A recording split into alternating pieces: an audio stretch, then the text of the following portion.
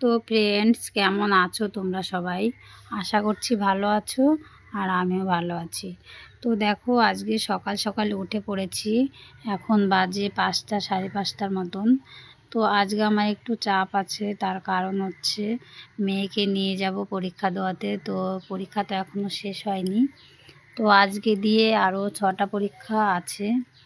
তো এই মাসটা কিন্তু গোটাই লেগে যাবে, মার্চ মাসটা। ওর জন্য দেখো সকাল সকাল উঠে সব কাজগুলো করে নিচ্ছি। প্রথমে ঘর ঝাড়ু দিয়ে নিলাম, তারপরে উঠান ঝাড়ু দিয়ে, তো গেটের সামনে একটু জল দিয়ে কিছু থালা বাসন ছিল সেগুলোকে মেজে নিচ্ছি। তারপরে দেখো ব্রাশ ট্রাশ করে এখন বাসি কাপড়টা চেঞ্জ করে আমি যাব রান্নাঘরে রান্না করতে। তো দেখো রান্নাঘরে চলে এসেছি, আর ভাত বসিয়ে দিয়েছি, আর একটা কড়া বসিয়ে দিলাম। তো একটু মুগ ডাল ভেজে নেব। তো মুগ ডালটা একটু ভেজে নিলে কিন্তু মুগ ডালের স্যানটা ভালো হয়, খেতেও ভালো লাগে। তো মুগ ডালটা আমি এখন করব না, ওটা আমার শাশুড়ি মা পরে করবে। আর একটু ডাল সিদ্ধ দিলাম দেখো কৌটা করে, তাই ওই ডাল সিদ্ধটা খেয়ে যাবে, আমার মেয়ে ভাত খেয়ে যাবে ডাল সিদ্ধ দিয়ে। আজকে যেহেতু সোমবার, তাই সোমবারে আমরা আমিষ খাই না, নিরামিষই খাই। যেহেতু বাবা ভোলেনাথের একটু পুজো করি, ওর জন্য আজকে নিরামিষ করব।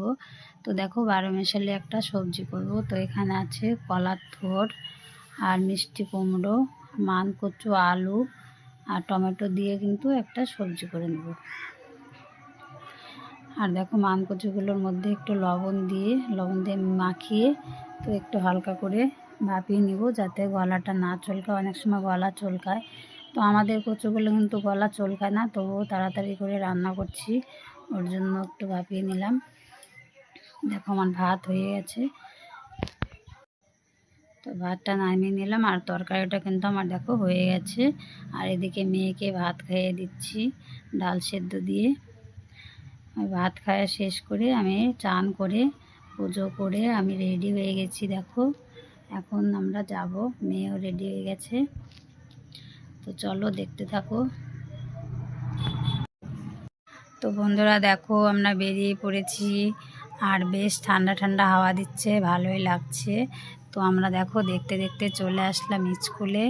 তো 1-1.5 ঘন্টা টাইম লাগলো। তো স্কুলে ছেড়ে মেয়েকে তো আমি চলে আসলাম বাবা ভোলেনাথের মন্দিরে পুজো দিতে। যেহেতু সোমবার, তো প্রতি সোমবারে আমি পুজো করি, আর এখানে থাকতে কিন্তু আমি এই মন্দিরে পুজো করতাম। আর আজ যেহেতু সকালে চলে এসেছি, তাই ওখানে আর পুজো মন্দিরে যেতে পারিনি, তাই ভাবলাম যে ওইখানে গিয়ে একবারে আমি